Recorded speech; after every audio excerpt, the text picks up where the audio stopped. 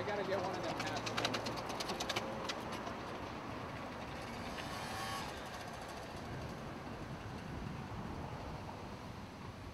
Talking over there, and someone got surrounded by security guards. But a higher up security guard told them to leave once they figured out that they didn't know what the legal parameters were. So just as the police car was pulling up, they were told to like move aside so the person could go. I can't open security guards over there.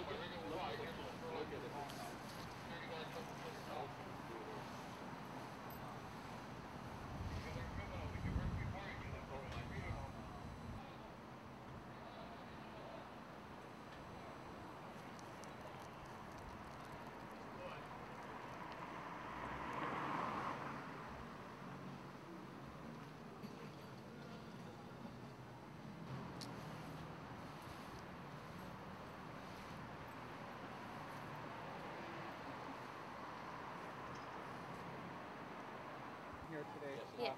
What got you to come out today for this action? Well, just becoming educated as to what APEC is and what it stands for, which is basically having the same economic forces, corporate forces, big money, who basically use up people's labor and natural resources for their own benefit, for their own profits. And if that's going to come to Hawaii, we at least want to be able to say, like, we know how negative an impact that the APEC has, as well as the Trans-Pacific Partnership they've been talking about, which would be like a NAFTA on steroids, which has been devastating to economies worldwide. And we don't want that kind of business being done as usual. I think the thing about this is, like, we want new deals. We don't want another NAFTA. Obviously, we want a kind of way to have people to be able to take care of their own economies and not have like these big dictatorships, these big developing countries like the US, who are dictating to developing countries how they should run their economies, and again, using up their natural resources and labor. And so, yeah. Thanks. Yeah. And, tell me about a little bit about what went on tonight and what you see here in Chaulk, right in front of the convention center. Yeah, well, the convention center is a point of where we know APEC conferences and events will be happening. So although, as we see, we are trying to exercise our freedom of speech rights on public sidewalk just to have our voices be heard, so other people can see it. Security has already come and tried to stop us, and again, this is public sidewalk, and they have already begun to mop it away. So obviously trying to hide up again people just trying to voice their anger against what APEC stands for and what it is, which is economic control, global governance, just big corporations being able to profit from people's natural resources and labor. And so they're just going to try and wash it away. But again, this is just one part of our action of being able to protest against what APEC stands for. Thank you. Mm-hmm.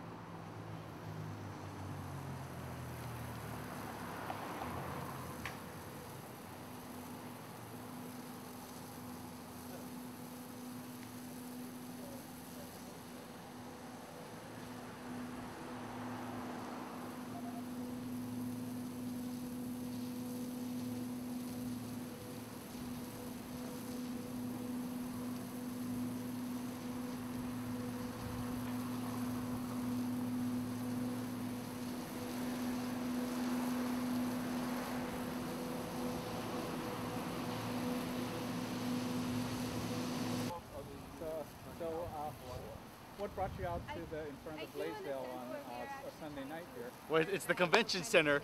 The convention center, right? It's the site. We know it's going to be the site of many meetings that are going to be taking place around the Asia Pacific Economic Cooperation Conference, APEC conference here in Hawaii. And I'm just here participating in whatever I can to sort of get the message out there that APEC really sucks, and it doesn't make much sense for our local community here, or for working families. My particular interest is in the well-being of our working families. My day job is working for a labor union, and the kinds of agreements and conversations that happen at the highest levels of government between trade ministers and heads of state, all of whom are coming here for APEC. What they talk about directly affect us, and yet we have no say and no voice for participating in those conversations. All the while, the largest and biggest corporations around the world have a seat at the table, and there's something wrong with this picture, and working people should be up in arms against these kinds of secretive meetings that go on, where policies are made, talked about, agreed upon, that affect every working family all across the world. And so that's why I'm out here, and I'm going to be out here, and hopefully throughout, just trying to do what we do to educate the community about what APEC really stands for. And how does this add to some of the other actions around the world of protesting all this austerity? Do you feel it'll help in solidarity with those efforts as well as here locally? Yeah, we just gotta do our job. We gotta make sure that we stand up and we do our thing to make sure that our voices are heard. And one of the reasons why we know that the U.S. chose Hawaii was that because of its sort of geographic isolation. And I think, we know that people in Hawaii have a history of standing up and rising up, and we're going to continue to do that in the coming week with APEC.